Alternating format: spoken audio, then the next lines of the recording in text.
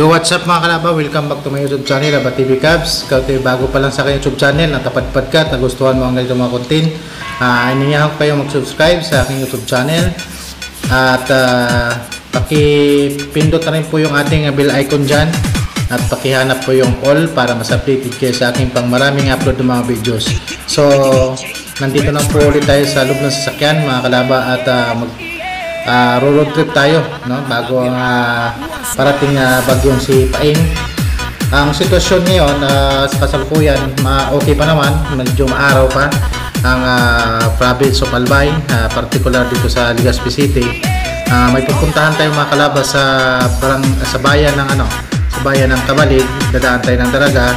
Kung titingnan natin yung before and after ng sitwasyon dito sa naturang lugar, para makita din natin, no, maituro ko ito ulit sa mga pagbabago sa daanan.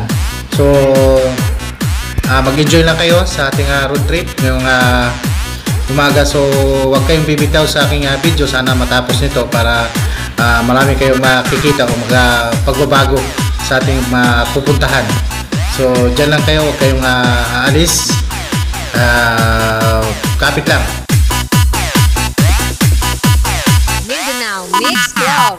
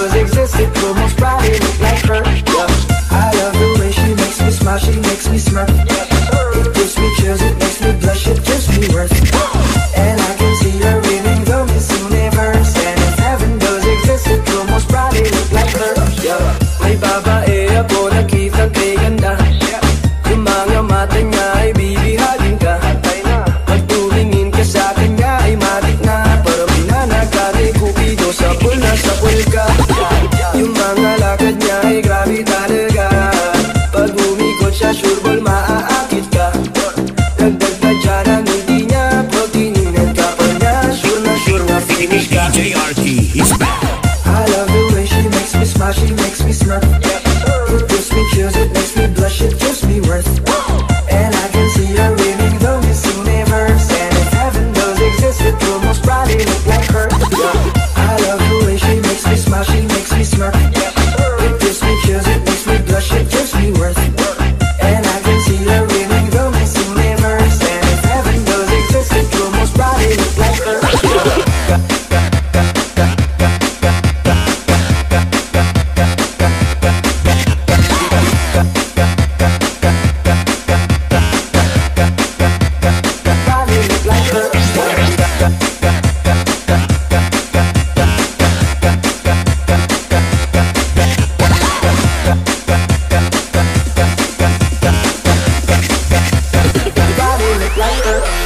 Manalo, matalo, kau pa rin ang reyna ko. Para ka lang si Kuya Will, win na win sa puso ko. Hindi kita kailangan kumpara, kasi ikaw lang baby at wala rin ang iba. Pag tumawag ka, nakakatunaw na, parang sorbetes na iniwan sa labas, diba? Kung ako na nga ang papipiliin, panalo ka na matik, pwede mo pa ko walipin. I love the way she makes me smile, she makes me smirk. It gives me chills, it makes me blush, it gives me worth. And I can see her winning the Miss Universe. And if heaven does exist, it will most probably look like her. I love the way she makes me smile, she makes me smirk. It gives me chills, it makes me blush, it gives me worth. And I can see her winning the Miss Universe. And if heaven does exist, it will most probably look like her. I love the way she makes me smile, she makes me smirk. It gives me chills, it makes me blush, it gives me worth. And I can see her winning the Miss Universe. And if heaven does exist, it will most probably look like her. I love the way she makes me smile, she makes me smirk. It gives me chills, it makes me blush, it gives me worth.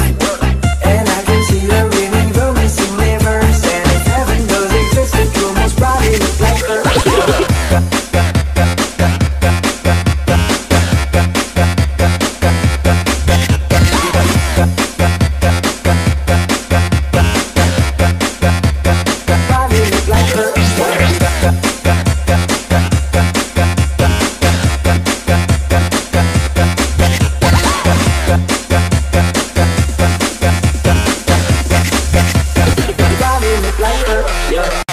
This is the mix of DJ Rolly Mar.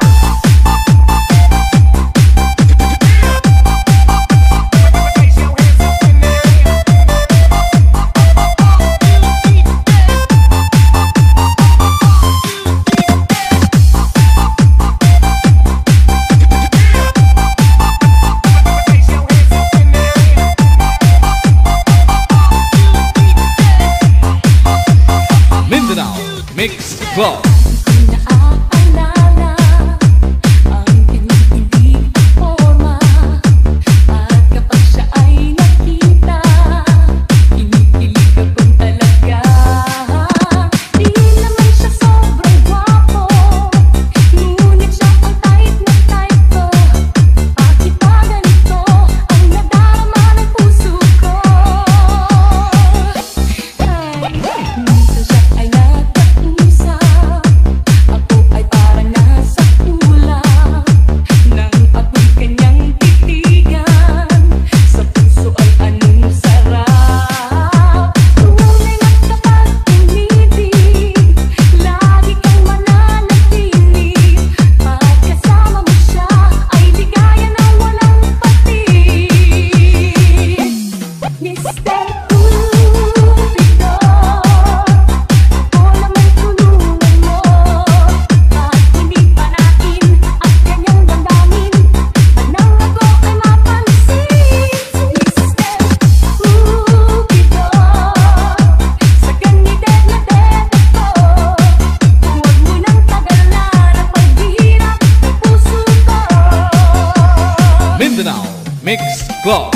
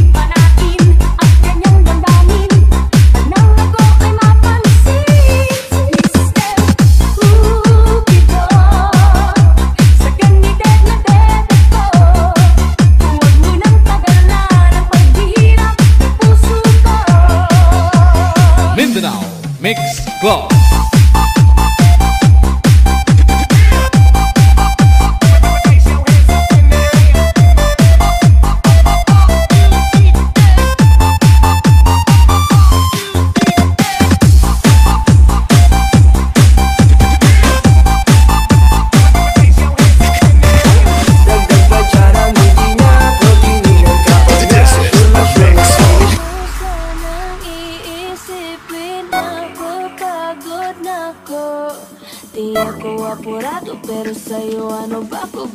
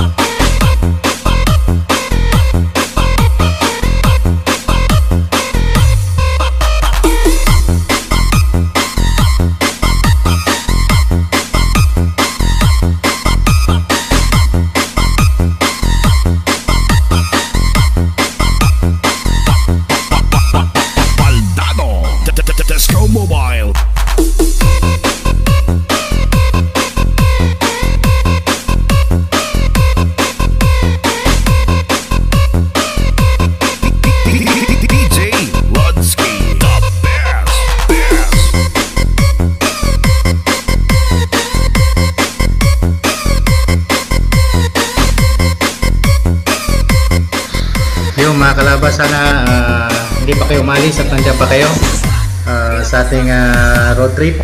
Malapit na tayo mga kalaba sa ating final destination, which is bayan to ng Kamalig. Boundary siya ng Daraga actually. So malapit na tayo. Kakanan tayo dyan sa unang-unahan. Papasok tayo dun sa Bounty Village na kung saan ito yung concentration, no, ng mga pang-agrikultura ng mga produkto ng Department of Agriculture. Yung may salukot na yan, dyan tayo papasok at may siling malaki. Yan, dyan tayo papasok mga kalaba. Dito yung anuhan ng mga produkto, no, sa I think buong Albay province. Nandito yung lahat ng mga gusto nyong produkto. At bibili nga tayo, no, ng binhi ng palay at may nakikisuyo sa atin. So dito tayo bibili. Ang isa sa mga highlights dito talaga mga kalaba na kumbaga mga produkto na isa siya mga binalik-balikan ko rin pag tuwing dadaan ako, pag galing ako sa ibang lugar, na gusto kong dumaan dito yung fresh milk, no, ng baka. I think mayroon din dito kalabaw or kambing, hindi ko lang sure, pero parang mayroon din yata sila dito nagpo-produce. So ito pala mga kalaba, sa part ng kanan natin ay nagkakaroon dito ng Changi, no? Hindi ko lang alam kung anong araw siya particular na nagcha-Changi dito yung mga magsasaka na yung mga produkto na dyan nila dinadala. So mga fresco pa yung mga produkto nila dyan. Kaya dito, yan yung nakikita ninyo yan sa kanang part ninyo ng Farmers Auditorium. At itong lugar na to, dito yung parang paggawaan yung pinoproseso nila yung gatas, no? Ng baka or ng kalabaw dito sa kaliwang part ng ating ice cream. So bibili tayo mamaya dyan, no? Maraming mga produkto dyan mga kalaba kung kayong pagpagawi. Galing kayo ng ibang lugar, galing kayo sa labas ng Bicol, galing kayo ng Manila, pwede kayong dumaan dito. Hanapin lang ninyo after ninyo ng bayan ng Kamalig, kung dadaan kayo sa bypass road, no, dyan sa parte ng Kamalig. So dadaan lang kayo ng Barangay Kabaangan. Hanapin niyo kung saan yung parte yung Bounty Village, no, para ituro kayo ng mga tao dyan kung saan yun. And pwede kayo pumasok dyan at hanapin nyo kung saan nagtitinda ng gatas dito mga kalaba. So dito na muna ang ating video na to mga kalaba. Sana nag-enjoy kayo at nagkaroon kayo ng idea kung saan itong lugar ito. Ito ay sakop ito ng Barangay Kabaangan na Kamalig, Albay mga kalaba. So magpaparap lang tayo at ipapakita ko sa inyo kung saan yung store na pwedeng bilihan ng ating mga kababayan. Ayun, yan yung highway na yun. Going to, ano na yun, yung masasakyan na yun, going to Legazpi City o First District ng Albay. Ayan, papunta na yun. Kung pakaliwa ka naman, pakanan ka ng ice cream, yung going to Manila na po yan, mga kalaba. So, yan. Agri-food, consolidated and trading center po. Yan po ang ano dito sa ano na to, Kabaangan. Yan yung mga kalaba, sa harapan natin yung tindahan o binibilhan ng gatas mga kalaba. So para yan, hanggang dito na lang at maraming salamat sa inyong panood at pagsuporta sa ating po mga video. Sa sunod na mga i-upload pa natin mga video, may pupuntahan naman natin ang bayan ng Kinubatan, no, para masilip naman natin po ang sitwasyon doon ng bayan ng ng Kinubatan. So salamat.